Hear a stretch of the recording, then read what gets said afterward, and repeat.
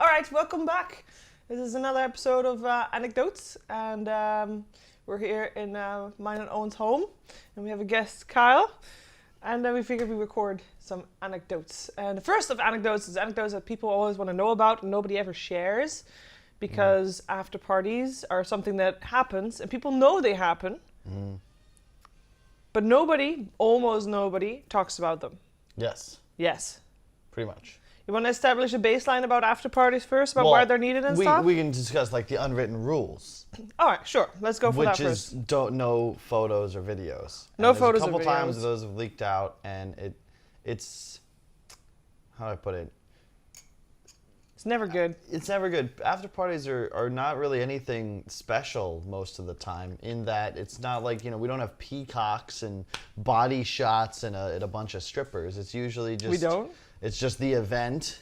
There was that one in Belarus. There were no birds, though. No birds. It's just the crew, the talent, the players in some area where there's usually drinks or sometimes, some games, depending on the setup. Yeah. And we just try, hang out, unwind. It's why, it's not really a fan-friendly environment, because everyone's just trying to chill. The event's been long. Yeah, so I feel like if you're talking about after parties, you always want to, loads of people want to be there because, how cool would it be to drink with your favorite personalities or go out with your favorite personalities or people.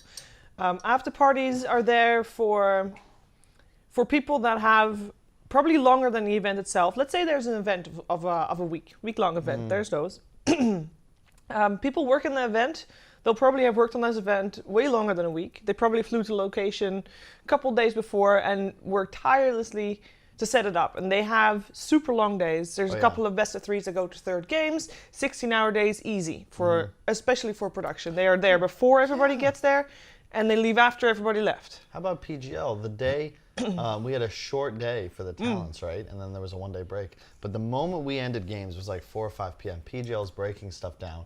That truck is loaded by the end of the day. Yep. And then they go to sleep, wake up, unload, unpack, set up that entire break day, and then you're going live on the show at 8 a.m., 7 a.m. for rehearsal. They had a couple of people on a shift that were not going to sleep, and we're going to work continuously through the night, right?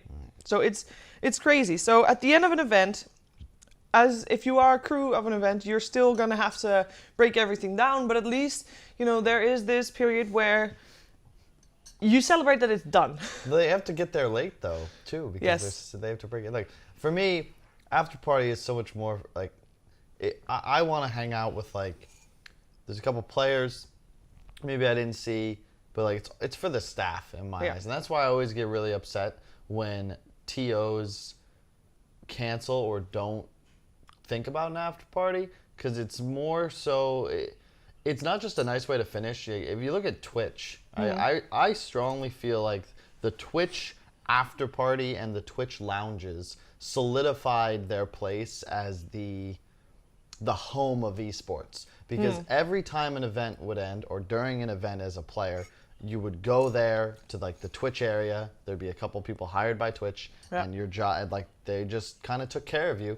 And after parties are big because that's the exclamation mark on an event. That's your final memory. You go home, you sleep, you've packed or you already packed, and you fly out that. And that's the only real chance you have a lot of the time to socialize and connect with everyone that's in your industry, everybody that loves the game like you do. And for people, players and talent alike, that have been on camera the whole week or have been focusing on playing the whole week, it's the you don't have to do anything there. You're not on. You're not going to get recorded. You're not going to get quoted on things you say. You don't have journalists asking for your opinion on stuff. You don't have fans asking for photos or signatures. However fun that can be, at that after party, it's nothing. It's just relaxing. Yeah, and to that point, I think it's more everything you said, but the easy way to make that distinction is that instead of being players or talent or whatever, you're just people. Yeah. If you see, you're obviously going to talk about Dota. That's a big interest, for everyone. Don't worry, people nerd out. But, at the end of the day, and that's why, if you're a fan, you go and you find yourself in one of these settings, like even at TI, which is usually a lot more open and social, which this could go into a whole other discussion about how esports is so accessible in comparison to legitimate sports.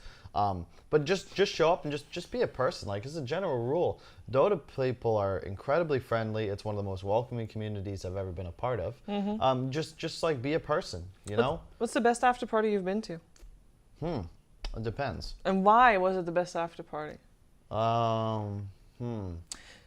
So there's a couple of things that after parties that make after parties good, at least in my opinion. We probably have differing. We have different opinions on you that. go Okay, first. so for me, an after party is good when there are indeed no fans.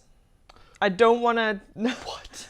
I don't want to. I love when the fans are at the parties. I love when the fans are on the parties, but I don't love being on pictures or selfies when I am not sober. That's not like I don't drink very often, especially not now, and I don't drink a lot. But when I do, no, you still you don't want to have to be judged based on something you do or say that night. I like karaoke. I like when karaoke's at an after party. I like when there's at least a couple of bits of snacks and food. I like when there's an open bar. It doesn't have to be everything under the sun, but at least, a little bit of everything. And I like it when... You remember the Boston after party? Yes. That one. You know that? Okay. So quick anecdote. Sure. My mom, my dad, my stepmom, Josh's mom, Josh's dad were all there. This was like the first time we'd ever got like the whole family together for an esports event, and everyone was singing karaoke.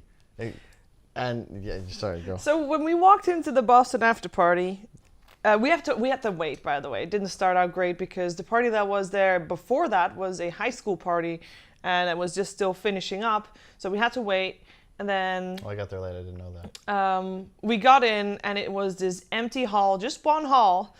That was it. There was a very soft music. At some point, so you go to the bar. That's the first thing you do when you get to an after party. Got a drink. Wanted to walk to the other side of the hall. Was not allowed to because no drinks on the dance floor, and the dance floor was in between two portions. It wasn't. I wouldn't call it a hall. I don't know if that's like a European term. What do you call it? It was just a bar. Okay, it was a bar. No, it's not just a bar. That was the typical. It was a square, but it was a hall. Is like you're thinking Great Hall, like this elongated oval shape. I mean like. It was a square. There was a entrance like over here, right? You come in. There's a bar here. It's a podcast. People can't see you. People can listen to you. Imagine a square. You walk in at the bottom left corner of the square. At the top left corner, and like spread out a bit, is one bar. Then there was a center dance floor area, and then the other bar. And you couldn't walk from one place to the other. So it started out, and I remember it was with Owen, and we were like, well, we're not gonna stay long because it looks like it's not gonna be any fun. But that was before. That was before Complexity Gaming. No. It was Shannon and Grace that got that party going. Shannon and Grace. They were both. At that point, both BTS. I think at that point they were both hospitality, still. Yeah. And they're a fan of karaoke. And this karaoke set. By the way, normally when you go to a karaoke set, the people that do karaoke have their own room, so nobody has to listen to other people pretending they can sing. This time, however, karaoke was the music in the hall, in the bar, which was a little awkward because it had this massive dance floor and all that. But they got the party started, and it turned out to be really good, and it had everything. It had food, it had snacks, it had karaoke, and it had just people being in a good mood and everybody being there. And it was mostly players and talent and crew, and I don't think I've seen a lot of other people being part of that, but it might have been family members. Well, no, apparently. I definitely. So the creed when I was in Complexity is that we always had the homies. Like we always tried to we were friends with people. We usually try and hang out with anyone we know locally, and just a big network of people. So the family members all had the pass we needed, but then we had met some people. We had to smuggle a bunch in, and now the record for Complexity Gaming Entourage members snuck into, badge traded, extra badges procured, etc., was 17. And that was at the Manila Major. Wasn't there, thank God. That was a great night.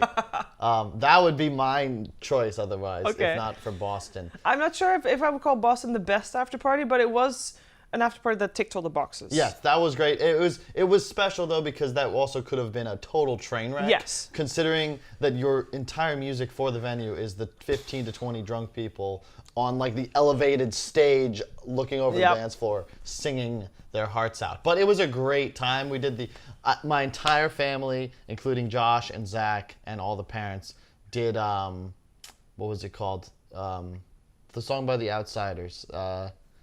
The love, the outside. What the? Oh, I'm gonna be so upset. Here, Phil. Yeah, Phil. Phil. Quick. Okay. I remember that after party. I went singing with Owen karaoke after a while. I think in terms of other good after parties, like this one comes to mind because it ticks all the boxes. The thing is, the most memorable after parties are the parties that are not great. Because I remember, for example, for the longest time. You're Loved by the Outfield. That's what it was. Sorry. You're Loved by the Outfield. What do you mean, sorry? You put your phone away ages ago. Far away. We don't want people to... It's a great song. We sang it terribly, way too high notes. Sorry, that was like the memory of Boston for me. But drinks were top shelf. Did we have to pay for them? No. We didn't. Open bar. After party checklist. Open bar. Well, sorry, I'm gonna go into like this whole spiel. I cut you off. Now go for it. No. Okay, cool. So I was gonna switch to bad ones. Oh no! There's too many good ones. So if you're gonna throw a great party at an esports event, gotta be open bar. Yes. You gotta have 100% agave tequila.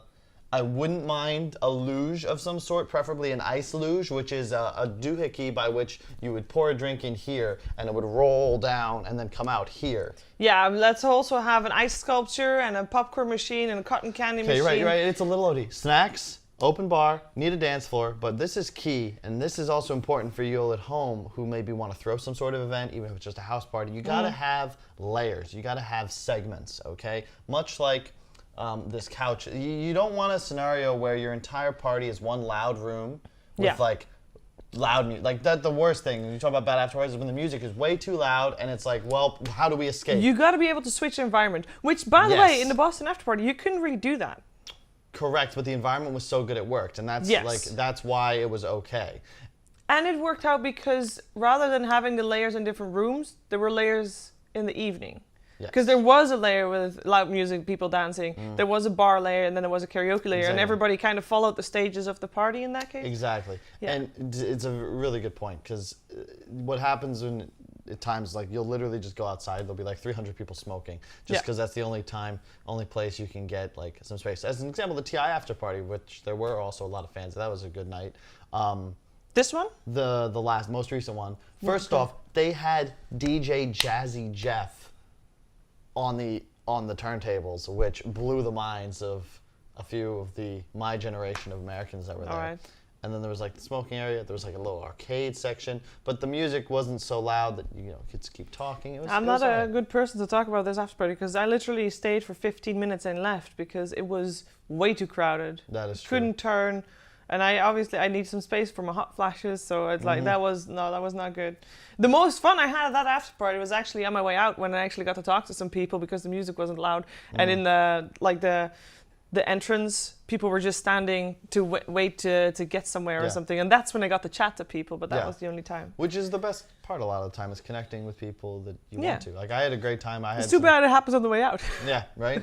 But that's like the thing about the party, right? And that's what's most important. You want to just foster an environment where the people that love Dota have a chance to sort of show their respects to the event, give love to anyone that they look up to at the event, catch up, whatever, and just have a great night before we all have to fly away to our own little corners of the world and can't talk anymore. Yeah. And I just love to dance. So if you get me, if you tell me it's an open bar and the DJ doesn't suck, and there's like a posse or a gang that's willing to do so, that's all good. Karaoke is also an excellent time, and especially, I don't know if we have many American viewers, but that's just not a thing there. I highly recommend karaoke. As even just fun with the family. Like hang out on the couch, throw something on YouTube, and just sing. It's a good time. It's always good to have something to do. Yes. Especially for gamer people that normally sit at a computer and do stuff while they're thinking and stuff. So it's good to have something to do, even if it's karaoke. Yeah. Any last words on after parties? Next episode: flip cup, keg stands, and what can tequila do for and to you? No, but see you on the next episode of AnecDotes.